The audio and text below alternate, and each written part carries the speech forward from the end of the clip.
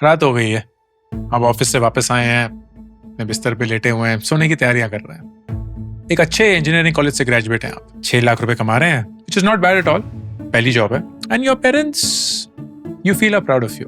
फिर आप magic BRICS खोलते हैं, ये स्पॉन्सर्ड पोस्ट नहीं है बाय द वे, एंड आप देखते हैं यार एक बेडरूम का अगर घर खरीदना हो कितने लगेंगे।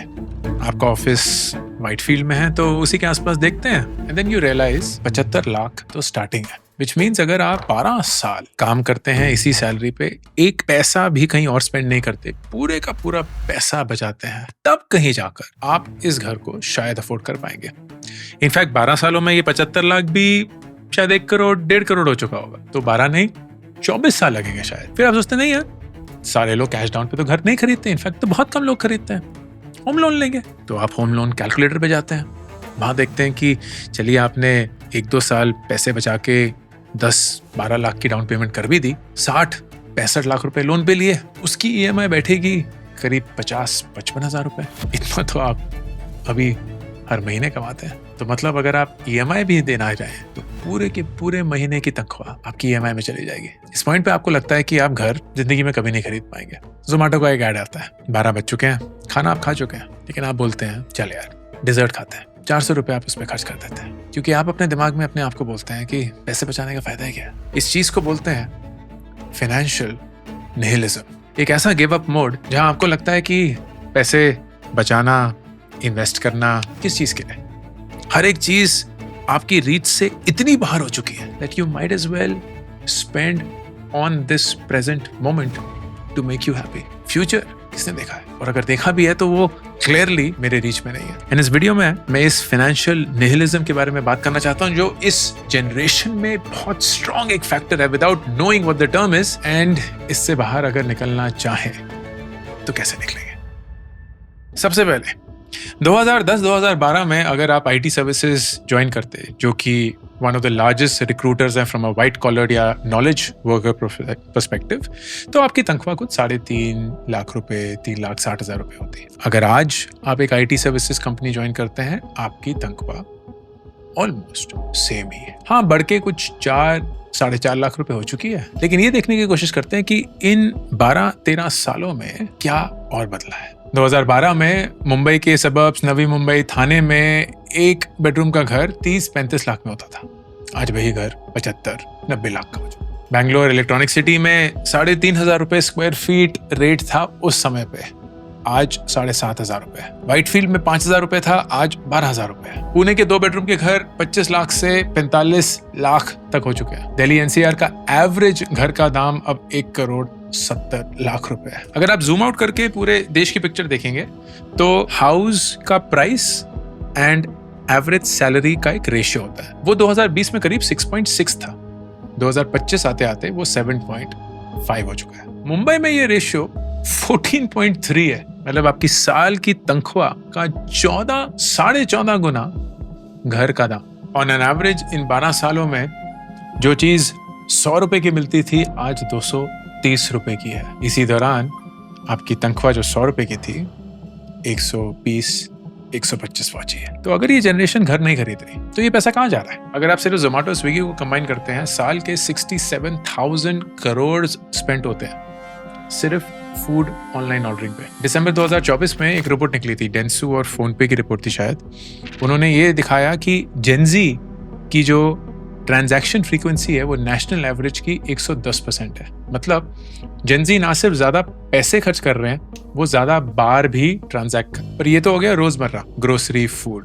ट्रैवल अलग ही धुन सवार है इस generation. Indian millennials are spending an average of 5 lakh rupees a year on travel alone and is the highest of any generation जो इस स्टडी का भाग थे। ये 14 एपैक कंट्रीज की स्टडी थी, कॉलिसन इंटरनेशनल की। इनफैक्ट स्टडी से निकला कि young Indians are allocating approximately 29% of their income to travel alone. Again financial nihilism. घर तो हम खरीद नहीं सकते, ट्रैवल ही कर लेते हैं, एक्सपीरियंसेस गैदर कर लेते हैं। फिर आया यूपीआई। 4 डिजिट ने इस जनरेशन को अलग ही लेवल की स्पेंडिंग दिखाई है, बिकॉज छोटे 17 रुपए, 60 रुपए, 55 रुपए, 44 रुपए से पहाड़ बन जाता है। साल 2025 में 300 लाख करोड़ कि यूपीआई ट्रांजैक्शंस हुई and 86% of people to merchant transactions 500 रुपए की कम की थी। देखिए इसका मतलब क्या है। मेरे टाइम पर हमारे जमाने में 500 रुपए की अगर पेमेंट करनी होती थी, एटीएम जाना होता था, लाइन में खड़ा होना होता था, पैसे निकालने पड़ते थे, वो पैसे भी दुकानदार के पास देने पड़ते थे, छुट्टे की भीख मांगनी पड़ती थी, फिर कहीं जाके वो खर्च होता था। आज tank tank tank tank done. तो पहले जमाने में इतनी रोक टोक थी कि चलते चलते ही ये सवाल उठता था कि यार ये चीज वाकई में जरूरी है कि नहीं है। अब तो वो मौका भी नहीं मिलता। आप एड देखते हैं और इंस्टेंटली ऑटोफिल से परचेज हो जाता है। And then the biggest thing that's happened is the credit explosion. Non collateralised loans, credit cards हो गए, पर्सनल लोन्स हो गए, आपके ये लोन एप्स हो गए, दे हैव एक्सप्लोडेड क्योंकि इतना आसान है पैसा ऑन डिमांड जनरेट कर पाना। तो आपकी इनकम सपोर्ट नहीं कर रही है, आप गिव अप मार चुके हैं कि आप कभी भी घर खरीद पाएंगे, फाइनेंशियली सिक्योर या इंडिपेंडेंट हो पाएंगे, तो आप पागलों से खर्च कर रहे हैं। फिर आपको ये भी लगता है कि यार सीधा बोरिंग रास्ता तो अब काम नहीं करेगा, तो हमें कुछ बड़ा खेलना पड़ेगा। उस बड़े के लिए फ्यूचर ट्रेडिंग, ऑप्शंस ट्रेडिंग, उस सब में घुसने की कोशिश करते हैं, पैसे कहीं से उठाने की कोशिश करते हैं, पर्सनल लोन ले लेते हैं, शादी के लिए, वेकेशन के लिए, पार्टी के लिए, क्रेडिट कार्ड पे स्वाइप किए जा रहे हैं, and you do not realise how your life is becoming shittier when it comes to your finances. अब ये सब हो क्यों रहा है? मैं आपके पापे जैसे बात नहीं करूंगा कि हमारे ज़माने में हम ये करते थे, तुमने तो क्या ही देखा है, तुमने तो पसीने का स्वाद भी नहीं चखा है, तुम्हें तो पता भी नहीं है कि पैसे की कीमत क्या होती है, तुम्हें लगता है कि पैसे पेड़ पे उगते हैं, ये जनरेशन ही ऐसी है, फलाना ढपका। ना, आपकी वाकई में गलती नहीं है, क्योंकि हमारा कल्चर जो है ना, that is built on parenting through comparison. Sharma ji का बेटा एक इमेजिनरी फिगर नहीं था, वाकई में एक इंसान था। पापा जब बोलते थे ना कि शर्मा जी के बेटे को देखो, हम वाकई में उसको देख सकते थे अगर हम चाहते। वो बाहर ही कहीं रहता था। And there was constant comparison when it came to our studies, came to the job that he got, came to the car he drove, came to the house he bought. इस जनरेशन में शर्मा जी का बेटा has become everyone, क्योंकि जब आप Instagram पे feed पे scroll कर रहे होते हैं, You are encountering Sharma ji के बेटे on every third swipe। वो 14 साल का इंसान जो 1 करोड़ रुपए कमा रहा है, पता नहीं कैसे। वो 22 साल का इंसान जो कि 4 करोड़ की गाड़ी खरीद रहा है, पता नहीं कैसे। वो 21 साल के लोग जो स्विट्जरलैंड की वेकेशन पे गए हुए हैं, पता नहीं कैसे। वो ऑप्शंस ट्रेडिंग में पता नहीं कितने पैसे कमा रहे हैं एंड आपको दिखा रहे हैं। वो कंटेंट क्रिएटर्स हैं जिनकी जिंदगी इतनी आलीशान, इतनी ग्लैमरस लगती है। वो छक्के चौके मार रहे हैं 14 साल की उम्र में, आप 22 साल की उम्र में अपने बैग क्लियर कर रहे हैं। It is insane how much the comparison game has exploded and psychologically told you you are a failure. तुमने अपनी जिंदगी में अगर इस उम्र में इतना भी नहीं किया है तो तुमने क्या ही किया है, तुम्हारी जिंदगी में कुछ नहीं हो पाएगा। And then the second level of comparison, हमारे माँ बाप ने घर खरीद लिया 20-30 साल की उम्र में, इसलिए नहीं क्योंकि वो फाइनेंशियली बहुत डिसिप्लिन थे, उनको कुछ चमकता था, नहीं, क्योंकि घर सस्ते थे, उनकी इनकम के 2-3 गुना थे। लोन लिया, कहीं ना कहीं कुछ ना कुछ करवा के हो गया। अब वो घर बन चुके हैं करोड़ों के। उस समय पे तो पता नहीं किसी गले कूची में ले लिया था, जंगलों में खरीद लिया था, किसी को कोई आइडिया भी नहीं। जैसे 1970s में दिल्ली में साउथ दिल्ली बनने लगा, जीके ग्रेटर कैलाश के एरियाज डेवलप हुए, पता नहीं जंगल थे क्या थे, क्योंकि नॉर्थ दिल्ली सब कुछ ज्यादा था, वेस्ट दिल्ली पैसे वाला एरिया था, साउथ दिल्ली कुछ नहीं, लोगों ने ले लिया, सस्ते मिल रहे थे या मजबूरी भी थी, जो भी था। आज देखो जीके 1, जीके 2, जीके 3, करोड़ों की बातें हो रही हैं। एंड वो सब लोग जिन्होंने कुछ हजारों में, कुछ लाखों में वो घर खरीदे थे, आज करोड़पति हैं। एंड एवरीबडी इज लाइक, क्या नजर थी आपकी 1975 में, आपको पता था ये होने वाला है। आज वही माँ बाप हमें देखते हैं, यार तुम 28 साल के हो गए हो, 15 लाख रुपए कमा रहे हो, तुम्हारी उम्र में हम 4000 रुपए महीना कमाते थे और तुम एक गाड़ी भी नहीं खरीद पाए हो, घर तो दूर की बात है। तो हर रोज ये एहसास कि सेम उम्र में हम अपने माँ बाप से भी बेहतर नहीं बन पाए, हमें खाता है, हमें रोज आईने के सामने खुद कोसता है। लेकिन प्लॉट में ट्विस्ट भी है, ये वो भी जनरेशन है जहां इन्वेस्टिंग अलग लेवल पे चल रही है। म्यूचुअल फंड के अकाउंट्स बने जा रहे हैं, डीमैट अकाउंट पे अकाउंट खोले जा रहे हैं। And it is crazy how in the last 5 to 10 years there's been this surge of young Indians who are getting into the stock market. FD बाद में खोलेंगे, डीमैट अकाउंट पहले खोलेंगे। क्रिप्टो सबके पास है, लेकिन आज तक सोना कुछ नहीं खरीदा, शायद 1 साल में खरीदा है, क्योंकि वो पागलपन सा हो गया है। It is insane how many Gen Zs are investing regularly. लेकिन एवरेज SIP 1000 रुपए। अब 1000 रुपए से क्या होगा? कुछ नहीं। आपकी 1000 रुपए की SIP is about building discipline. It is not about building wealth. ये गलतफहमी में मत रहिएगा, चाहे मैं भी जितना बोल लूं।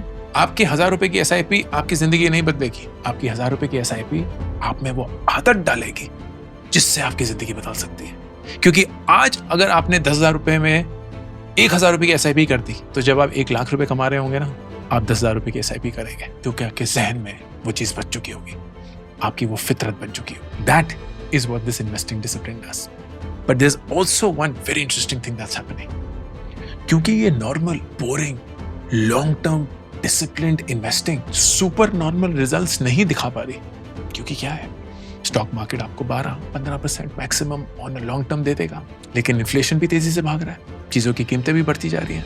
सो there is no escape, you are almost like running a race where you barely winning. यही वो जनरेशन है जो सबसे ज्यादा रिस्क ले रही है, बिकॉज दे आर लाइक, यार ये फाइनेंशियल निहिलिज्म जो मेरे अंदर बस चुका है कि ये घर तो मैं कभी खरीद नहीं पाऊंगा, तो पैसे बचा के क्या ही कर लूं, वही मुझे ये भी बोलता है कि अगर सीधे रास्ते से ये नहीं निकलेगा, अगर सीधे बोरिंग रास्ते से मैं वो फाइनेंशियल इंडिपेंडेंस, वो FU मनी तक नहीं पहुंच पाऊंगा, देन मुझे कुछ तो अलग करना पड़ेगा। And that's why this generation is so big on crypto, is so big on options futures, is so big falling to scams as well.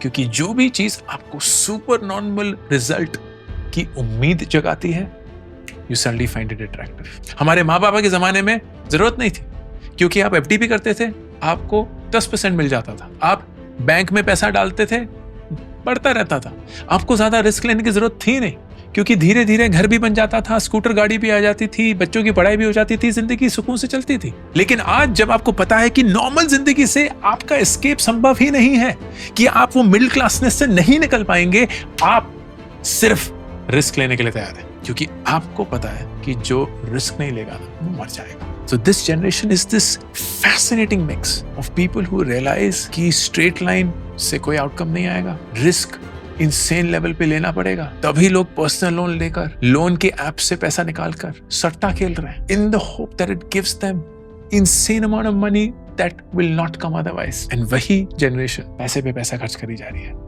on things that they don't need because they've given up on this life financially. So what should you do? सबसे पहले दिल की बात, if you are in your 20s and आपको लगता है ना कि यार जिंदगी बस में नहीं आ रही है, I am always running, I am always fighting, I don't feel that I am winning, you not alone. ये एक बहुत ही मुश्किल समय है। It's very hard to be a 20-year-old in today's world. Expectations insane है, कंपैरिजन इंसेन है, आप सब कुछ सही भी कर रहे हैं, तब भी महंगाई कैचअप की जा रही है, आपकी इन्वेस्टिंग उतना रिजल्ट नहीं यील्ड कर रही है, इम्पेशेंट है, आपने कंपाउंडिंग के इफेक्ट्स नहीं देखे हैं। It's a really really difficult place to be, and I understand that, I empathise with you, I absolutely understand what you are going through. Don't be hard on yourself. इस समय पे ना आईने में देखकर अपने आप को कोसिए मत, गाली मत दीजिए। It's not your fault, none of this is your fault. लेकिन सच्चाई तो है, इन्हें सच्चाई से जूझना तो है। तो number 1, believe in discipline. Discipline इसलिए काम करता है because it becomes natural. Discipline से आपको शक्तियां नहीं मिलती हैं, डिसिप्लिन से आपकी energy spent on doing something बहुत कम हो जाती है। When you build a habit, when you are in a routine, you don't spend energy trying to think of it. So an SIP is a form of discipline. वो आपकी दुनिया नहीं बदलेगा, लेकिन just the fact कि हर महीने की 5 तारीख को पैसे कट जाते हैं and you are so used to it means जब आपके पास पैसा आएगा and वो आके रहेगा, चाहे वो जॉब से आए, चाहे वो अपनी बिजनेस से आए, चाहे वो एक लॉटरी से आए, you will always have the discipline of investing and making sure you have that habit. Number 2, इस गलतफहमी में मत रहिएगा कि 400 रुपए की स्टारबक्स की कॉफी नहीं पीने से मैं करोड़पति बन जाऊंगा, कि मैं अगर उस 20,000 रुपए की गोवा की वेकेशन को नहीं करूंगा तो मेरी वो गाड़ी भी आ जाएगी, वो घर भी आ जाएगा। ऐसा कुछ नहीं होगा। Don't be Penney wise and pound foolish. ये नहीं है कि छोटे छोटे पैसे बनाकर आप एक बहुत बड़ी जिंदगी बना लेंगे। It is again about budget, कि अगर आपको वो 100 रुपए मिलते हैं तो उसमें से आप 30 रुपए अपने लिए रखिए एंड बिना झिझक, बिना शर्म, बिना हया उसको खर्च करिए, जिस पे भी आप खर्च करना चाहते हैं। बट 30% गिल्ट फ्री स्पेंडिंग, ये आपने अपनी मेहनत से कमाया है। Don't let it slip by. And number 3, शायद सबसे ज्यादा जरूरी, प्रेशर में आकर early on in your life financial जिम्मेदारियां मत लीजिएगा that you owe somebody else.